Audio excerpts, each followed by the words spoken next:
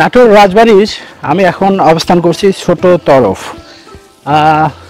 এই বিল্ডিং এখানে নাটোর রাজবাড়ির কয়েকটি ভাগে আসলে বিভক্ত, ছোট তরফ নামে পরিচিত। এটা দেখেন জানালার উপরে একটু জুম করে দেখাও, মানুষের দেখেন মানুষের মাথা বোঝা যাচ্ছে, তাই না? মানুষের মাথা কিভাবে ডিজাইন করে আসলে উপরে রাখা হয়েছে। ঠিক এই গেটের সামনেও তিনটি মাথা রয়েছে, তিনটি না, একটি দুইটি তিনটি চারটে পাঁচটা মাথা রয়েছে দেখেন ঢোকার। ঠিক এই দিক দিয়েই রাজা রানী এবং তার যারা সহকর্মী ছিল তারা ঠিক এই দিক দিয়ে উঠতো এক সময়, সেই শত শত বছর আগে উঠতো এই দিক দিয়ে।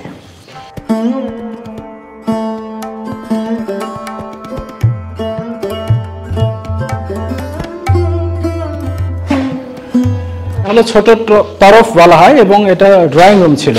আমি একটু দেখানোর চেষ্টা করি।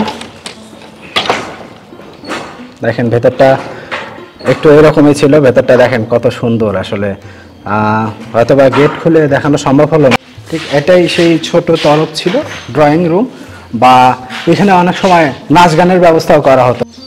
ওই সময় এই টাইলসগুলো ইংল্যান্ড থেকে নিয়ে আসা হয়েছিল।